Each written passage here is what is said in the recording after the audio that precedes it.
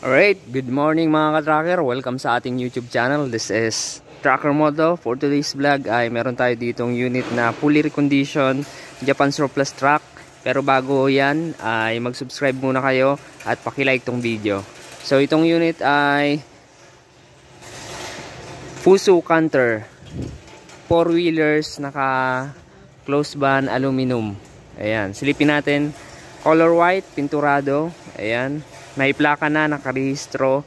Yung capacity niya, ayan, 4,200 yung gross weight. Net capacity na naman na 2,100, 3 passenger.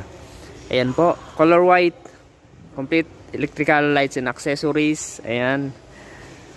So ito po ay makitid or narrow canter. Silipin po natin yung loob. Ito yung loob. Ayan, naka power window na rin. Ayan yung mga switch nya. Malinis na rin, na detailed na. Ayan po yung itsura.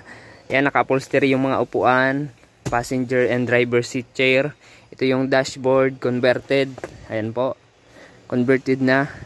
So naka floor matting na. Ayan, malinis. Ayan, 5-speed manual transmission. So aircon optional po dito kung gusto niyo magpakabit.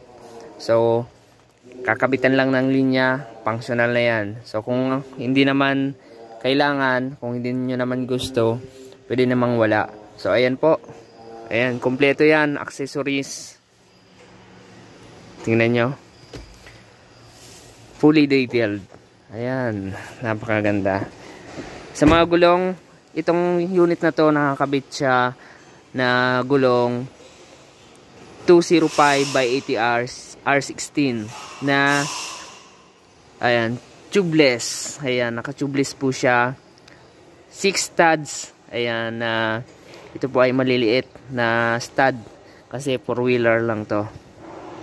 Sa kanyang suspension, ayan, ang suspension nito, ayan, naka-independent suspension. Ayan. So ito yung likod, naka-lip spring suspension po siya. Ayan, makakapal yung gulong. Ito yung fuel tank. So sa ano naman tayo, sa ating close van na 10 feet ang haba. Ayan, gawa po dito sa Kali. Ayan, may mga LED clearance light, dalawa sa kabila, dalawa naman sa kabila. Ayan, kompleto po yan. So ito yung sabitan ng ating pinto sa likod.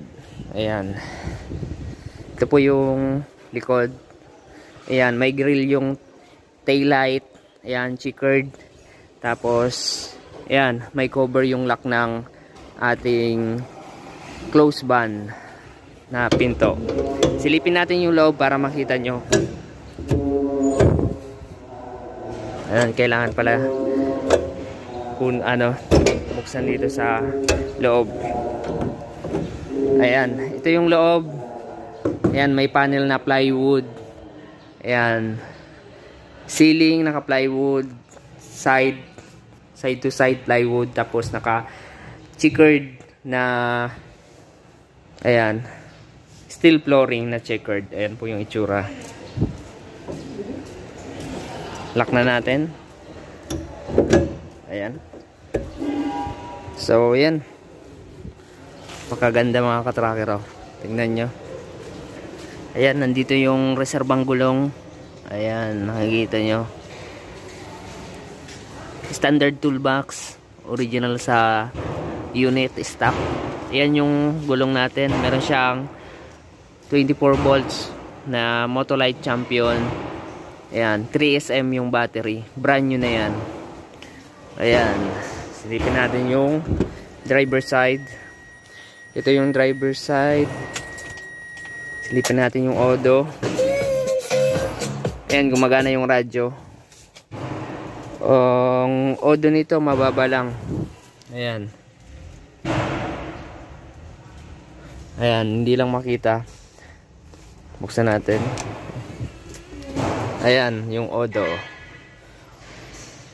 Ayan, ayan po. So napaka solid nitong unit na to mga katracker. Ang makina niya is 4M51. 4M51 ang unit na ito. Pandarin natin. Ayan. Mandar na. Silipin natin yung makina. Okay, ito mga ka-tracker yung makina niya. 4M51 CRDI, fully electronics, naka computer box. Ayan. Ayan po, na-recon na po ito. Na-condition po ng aming mekaniko. Ayan, dipstick. Ayan yung filler cap sa langis. Ayan. Diba? Walang talsik na langis. Yung ano, ito yung radiator. Ayan. So walang bulwak. Walang bulwak mga ka-tracker. So ito po, ayan, suspension, ayan, naka-independent suspension. Ilalim ng truck, ayan, nakikita nyo. Baba na natin.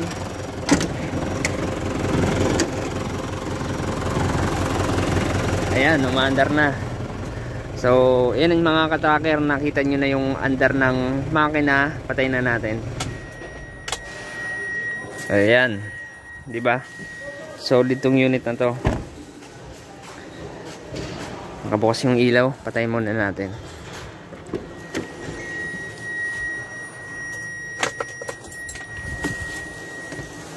So ready to pull out unit na to mga ka-tracker. Ang ganitong unit dito sa amin. Dito mga ka-tracker, kapag titingin kayo ng truck or bibili kayo, ang titingnan nyo na truck ay as is condition pa. Saka lang namin nire-recon kapag napili na ng client. So, depende sa gusto niyang kulay, sa pagka-recondition, sa ikakabit na accessories. Ayan. So, punta lang kayo dito sa Calipil Marketing Corporation. Dito yan sa Mambugdos, Bacoor, Cavite. Ayan. Paki-contact lang ako sa aking contact number. Paki-like na rin yung Facebook page ko na Tracker Moto PH. Ayan. Paki-follow na rin. So, kung nagustuhan nyo itong video na to, maraming salamat. Ang presyo nito nagre-range to ng 600 to 750,000 pesos. So, depende sa mapipili yung truck. Ayan. Saka lang pipresyohan natin. Depende sa quotation mga ka-tracker. So, ayan. Ayan. Paki-like, share, and subscribe sa ating YouTube channel, Tracker Moto. Ayan. Tracker Moto PH. So, shoutout sa mga solid subscribers natin dyan. Happy New Year nga pala. Ayan, bagong taon na. Ayan, 2024. God bless. Bye-bye.